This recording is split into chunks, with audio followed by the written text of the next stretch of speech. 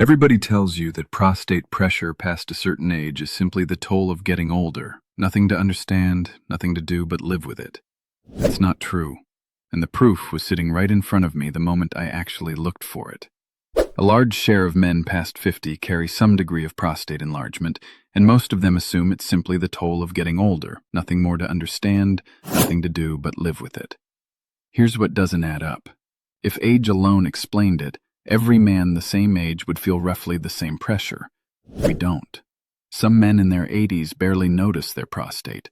Others feel it every single time they sit down. That gap is what finally got explained to me, in plain language, sitting on an exam table with my pants still half on. I'm 83. For the better part of a decade, I carried a low, dragging pressure behind my belt line that never fully let go. Worse after I sat too long, worse in the evening. A constant reminder that something down there was crowded. In the next few minutes, I'll walk you through exactly what my urologist told me was actually driving that pressure, because it had almost nothing to do with the story I'd been telling myself. These days, I can sit through a full doctor's waiting room, a long car ride, or a 2-hour church service without that low, crowded ache building behind my belt. I'm not saying that to brag. I'm saying it because for years I assumed that pressure was simply the entry fee for being an old man, and I was wrong about that. The pressure didn't arrive all at once. It crept in the way most things do after 70, a heaviness low in my pelvis after dinner, a dull, crowded feeling that got worse the longer I sat in my recliner, a sense that something down there had simply outgrown the space it used to occupy comfortably. I chalked it up to age, the way most men do, because that's the only explanation anyone had ever offered me. Getting old, I figured, meant your body pressed on itself in uncomfortable places, and there wasn't much to be done except endure it quietly. My days had narrowed around that pressure without me fully noticing. I started parking as close as I could to wherever I was going, not because I couldn't walk the distance, but because I didn't want to be far from a bathroom if the pressure turned into something more urgent. I gave up the second cup of coffee at breakfast, not because I disliked it, but because I'd learned the hard way what it did to the rest of my morning. I stopped volunteering to sit in the aisle seat at family dinners and started quietly angling for the one nearest the hallway instead, and nobody ever asked why. I mentioned the pressure to my regular doctor now and then, in the sideways way men my age tend to bring things up. The usual prostate business, you know how it is. And I'd take whatever general nod I got back as permission to keep managing it alone. Part of me assumed there was nothing more specific to ask. If it was just age doing what age does, what exactly was left to discuss? Then came a routine checkup that changed how I understood the whole thing. I'd been seeing the same urologist for close to 15 years, a straight-talking man who never dressed anything up more than it needed to be. He checked the usual things, asked the usual questions, and then, almost as an afterthought while he was making a note, he asked me to step on the scale and looked a beat too long at the number and then at my waistline. "How long has your belt size been creeping up?" he asked. I told him, honestly, that I hadn't paid much attention, a notch here, a notch there, over maybe 8 or 9 years. He nodded like that confirmed something he'd already suspected, and then he said the sentence that stuck with me for weeks afterward. "I want you to stop thinking about your prostate and your waistline as two separate problems.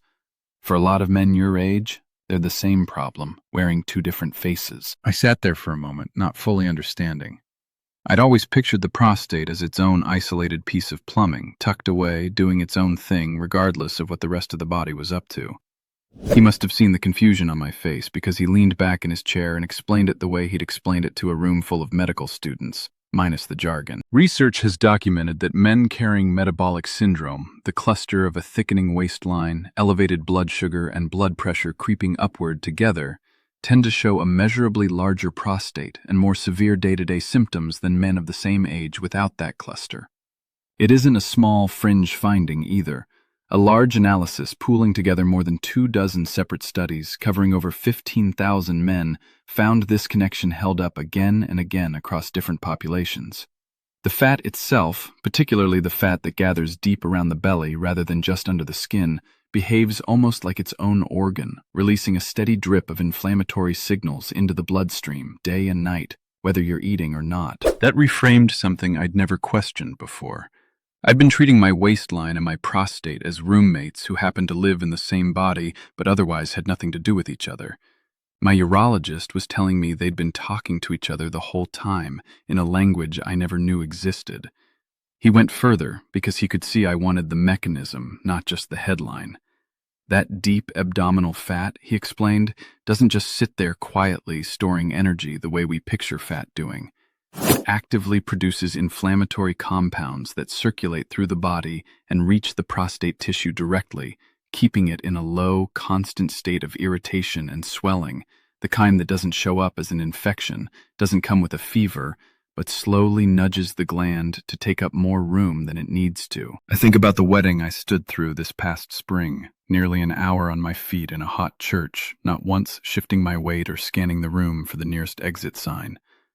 My son noticed before I said a word, but he wasn't finished because there was a second piece to it that explained something I'd always found confusing, why my prostate kept growing even as my testosterone, by every blood test he'd run over the years, had been declining like clockwork the way it does in every aging man. If testosterone were the only engine behind prostate growth, mine should have been shrinking, not pressing harder on everything around it. The second driver, he told me, was insulin. Years of eating on an irregular schedule, snacking out of habit rather than hunger, and leaning on processed food more than either of us wanted to admit, had left my body chronically resistant to its own insulin, meaning my pancreas had to pump out more and more of it just to keep my blood sugar steady. And chronically elevated insulin, it turns out, doesn't just sit there managing blood sugar quietly. It acts almost like a growth signal, nudging certain tissues in the body to expand, prostate tissue included, entirely independent of what testosterone happens to be doing. Two separate systems, both aimed at the same organ, both firing at once, and neither one had anything to do with simply getting old. He put it in a way that finally made it click for me. Think of your prostate as a garden, he said, and inflammation and insulin as two different people watering it too often from two different hoses without ever talking to each other. Age didn't do this to you. Your metabolism did, and your metabolism is something you can actually influence. For years, one number ran my life, the PSA. It would tick up a point and I'd lie awake the whole night, certain it meant the worst, picturing the biopsy, the knife, the end of everything. Then someone finally told me the truth no doctor had. That number doesn't measure cancer. It measures your prostate. And as we age, it climbs mostly because the gland is simply enlarging, benign, swollen, and uncomfortable, not the worst. The number was scaring me half to death over something ordinary. And the prescriptions they push to shrink it? They can flatten your drive completely, soften everything, quietly take the man right out of you. I wasn't willing to trade that away. There's a gentle way to support that gland, keep it comfortable, a healthy size, without surrendering any of that. Keep getting checked every year, of course. At 83, that number doesn't own me anymore. I finally have peace. Let me show you what gave it to me in this video. And if you want the simple support I personally use, there's a free presentation linked in the description below. That conversation sent me home with a very different question than the one I'd walked in with. It wasn't, how do I live with this? It was, what do I actually do about the two hoses? Over the following weeks, working alongside my doctor and paying close attention to what my body told me, I built a small system around reducing that visceral fat and calming that constant low-grade inflammation, rather than chasing any single miracle fix. The first piece was cutting back hard on ultra-processed food, the packaged snacks, the fast food I'd tell myself was just an occasional treat, the sugary drinks that had quietly become a daily habit. Research has linked that kind of diet directly to the inflammatory load that keeps prostate tissue irritated and swollen, and cutting it back is one of the few levers a man my age can pull without needing a prescription for it. The second piece was moving more, specifically after meals rather than just exercising in some general sense. A short walk after eating helps the body clear glucose from the bloodstream more efficiently, which means less of that growth-signaling insulin response lingering around afterward, hour after hour, day after day. The third piece, and the one that surprised me most, was simply narrowing the window I ate in, giving my body a genuine stretch of 10 to 12 hours overnight without food, rather than the grazing from morning to midnight pattern I'd fallen into somewhere in my 60s without ever deciding to. That overnight rest, he explained, lets baseline insulin settle down instead of staying elevated around the clock, the same way a muscle needs actual rest to recover rather than constant low-level tension. None of these three pieces would have meant much standing alone. It was holding all three steady, together, for a couple of months that actually changed how my afternoons and evenings felt. I won't pretend it was effortless. Breaking the habit of a second helping at dinner just because it was there and the plate looked a little empty was harder than I expected from a man who thought of himself as fairly disciplined. My wife caught me eyeing the bread basket more than once and just quietly slid it a little further down the table without saying anything about it. We laughed about that later, but at the time it felt like giving up an old friend. The after-meal walks were easier to stick with, mostly because they gave me something to actually do with the restlessness that used to follow a big dinner, instead of just sitting there with it in my recliner. 15 minutes down to the corner and back, past the same 3 houses every evening, became less of a chore and more of a small pocket of the day I actually started looking forward to. By the 4th week, I noticed the evening pressure showing up later than it used to, not gone, but pushed back a good hour or more. By the 8th week, some evenings it barely registered at all. I kept a small notebook on my nightstand, nothing formal, just a line most nights, mostly so I wouldn't talk myself into believing improvement that wasn't genuinely there. Reading back through those pages months later is what finally convinced me this wasn't wishful thinking on my part. If you're on medication for your prostate, your blood pressure, or your blood sugar, please hear this clearly. Nothing here replaces your treatment or your regular checkups, and you should never stop or adjust any medication without your doctor's direct guidance. Keep seeing your doctor for your regular prostate checks, without exception. Understanding this connection doesn't replace those visits. It simply gives you something real and actionable to do between them. I think about a man named Herschel who reached out after watching an earlier video of mine, 78, spent 40 years running a hardware store counter on his feet all day, who told me his evenings had turned into a kind of quiet countdown, watching the clock until he could excuse himself and lie down, because sitting through a full television program had become genuinely uncomfortable. He'd assumed, the way I had, that this was simply the bill that came due for living a long life. When he heard about the metabolic connection, he told me it was the first explanation that actually made sense of something else, too, that his waistline had crept up steadily ever since he'd retired and stopped walking the store floor 8 hours a day. Herschel started small, the way I had. Just the after-dinner walk at first, because cutting back on the snacking his late wife used to portion out for him felt like too much change all at once while he was still grieving her. Within a month, he'd added the overnight eating window too, once the walking alone had shown him it was actually worth the effort. He told me the change wasn't sudden or dramatic, it was gradual, the pressure easing a little further each week, until one evening he realized he'd watched an entire ball game from start to finish without once shifting in his chair or thinking about his own body at all. What really landed for him, he told me, wasn't a number or a measurement of any kind. It was sitting at his granddaughter's high school graduation, nearly 2 hours on a hard bleacher seat under the sun, something he'd have quietly dreaded and found an excuse to skip a year earlier.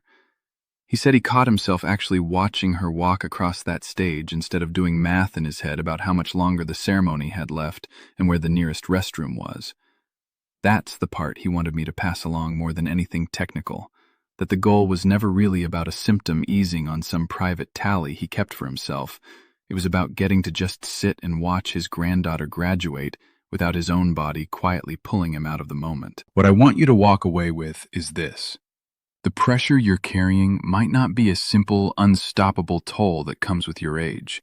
For a real number of men, it's tangled up with something as ordinary and correctable as how much inflammatory fat you're carrying and how hard your body is working to manage its own blood sugar. That's not me telling you to panic about your waistline.